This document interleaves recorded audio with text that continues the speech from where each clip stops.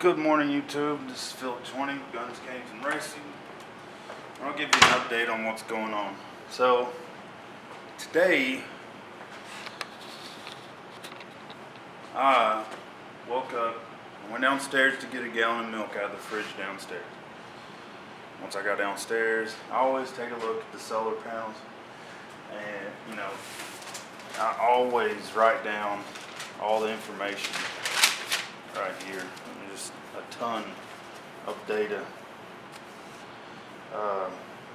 on the solar system that I got, the voltage, the current, and how much capacity is remaining. I got up this morning and my solar panels was 11.6 volts, and 11.6 volts is at 20% capacity. I got a new paper on my desk here. Well, not really desk. So it shows me the battery voltage for 12 volts. I go down 11.6 volts, which is what this is at currently, 11.6. So I've seen that first thing in the morning, and there was no load, but nothing more than usual. I run this clock,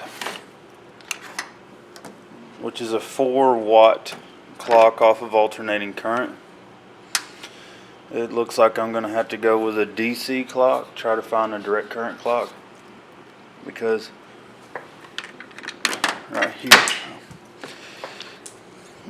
my pure sine wave inverter is warm. It's always warm, but it's probably like 80 degrees, and you can see the inside temperature is about 65.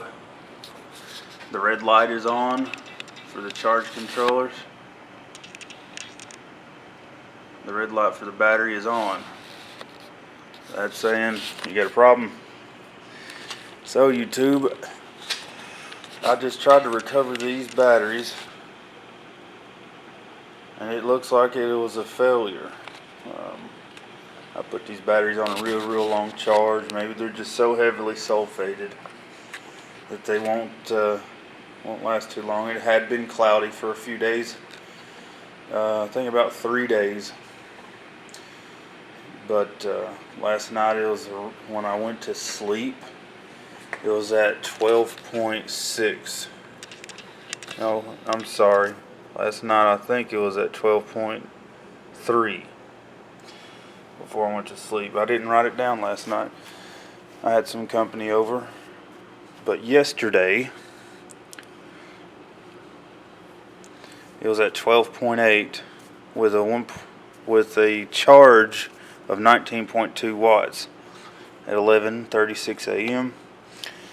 and I didn't use a whole lot. I did run a fan for about 2 hours, a small 12-volt fan that consumes 8 watts. That ran off of alternating current, but 4 watts plus 8 watts, and that's a problem. That's bad for me. So sorry about the focus. What I'm going to do is I'm going to disconnect a few things. Oh, there's my unit going through defrost. It's really cold. It's about 17 degrees outside. So I'm going to try to, I'm going to definitely figure out what's running my power down. Maybe my inverter itself is. This tool right here, it's basically it's one of those watt meters you'll find that you can plug into a wall, but this, I actually use an electric meter to test it. So I put my clamp meter on this one or this one. If I use the 10 times, I have to move the decimal point to the left, which is more accurate when I do the decimal point to the left. And then the voltage test is where I stick my test leads in I'll go ahead and demonstrate that shortly. It's I just take my meter and I plug this device in to the inverter.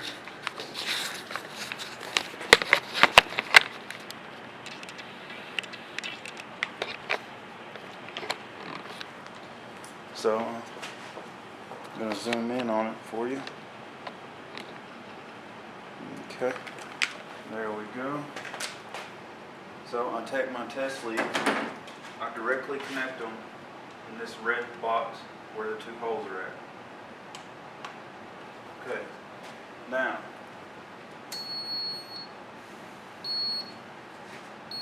what I do is I take the measurement of the 113.5 volts.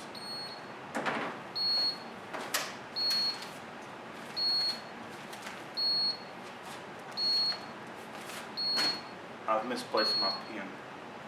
113.5, and then I'll put it on the amp gauge here. Now check the measurement right there, and it says I'm drawing 0.7 amps. So 113 times 0.7 equals, it's 79 watts right now. And the only thing connected to that is the outdoor hot water heater. It's a Renault hot water heater, and I think what it's doing is preventing it from freezing. It runs periodically, I believe, so it don't freeze. So I think I can't run my hot water heater off of this system.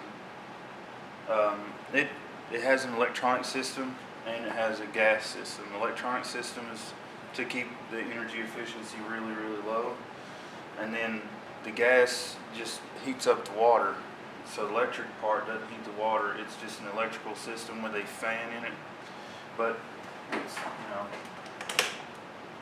79 watts is a problem. It's running right now, 0.73 amps times 113.5 volts. It's about 79 watts, and that's a problem. So my capacity went down because the temperature is so cold outside. It does, so I believe that thing runs at night whenever it's super cold outside, because 17 degrees Fahrenheit, pretty cold. Let's take a look at this project I'm doing here. This is going to be tested today.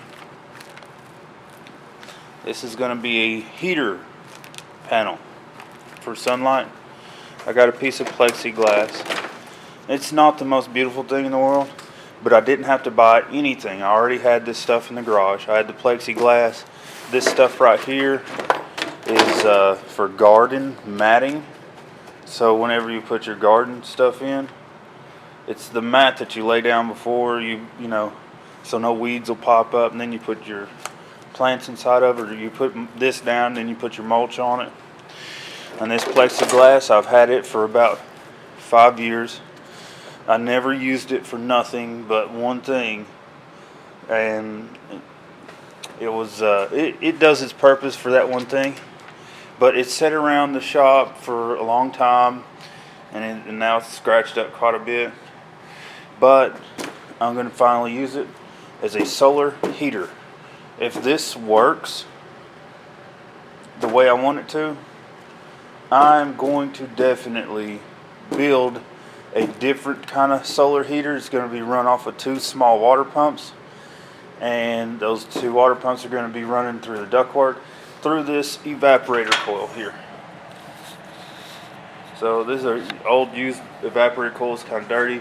I got the vent, the unit over there for it, I can, circulate air through this garage. We're going to find out if we can even heat the garage with, something. But this is going to be a small unit.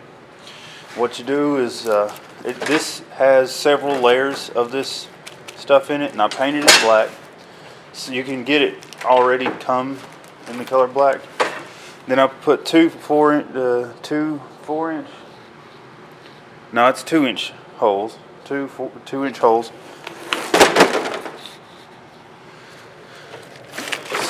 I got two 2-inch holes right there and right there, on equal to opposite corners, and I'm going to blow air through it. So I'm going to find out if this will actually work. There's also insulation, bubble wrap insulation that's reflective. I painted that, and if this works well, I'm going to have a bigger one in the process coming up real soon. I just look forward to doing some more YouTube videos, but this right here, if I can heat the garage, that'd be great. It gets really cold here in the wintertime, and I don't want it to be cold. I like it being warm. And my wife's from a tropical country, so she really likes it being warm. And this is just a overview of what I plan on doing with that. I'm going to test that today. I'm going to see how it works. After I test it, I'll let you guys know if I like it. If I don't, if I do like it, then I'm going to build a larger one, and we're going to put it together specifically. I'll go over the whole thing when I put it together, and that way you guys can understand what I've done with it, how it worked for me, and will it work for you, and is this something that you would want to do for yourself. So I'm just going to do a small system with this, and the system I would do if this works will be quite a bit different. It's going to be a water circulated heat absorber with radiator coils, similar to what you find here, because you can see all the copper tubes that tie into this. You can see all those copper tubes and all those aluminum fins.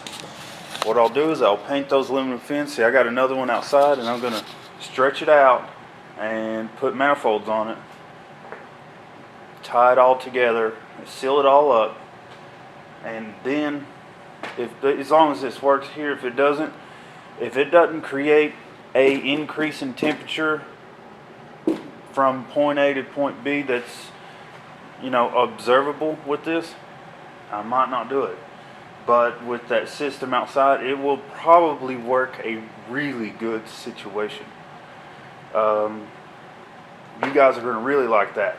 So like, subscribe, have a comment, and I'll let you guys know how this solar heater works. And you guys let me know if you want anything new. Thanks. And this is Philip 20 signing out of Guns, Games, and Racing. And you guys have a great day.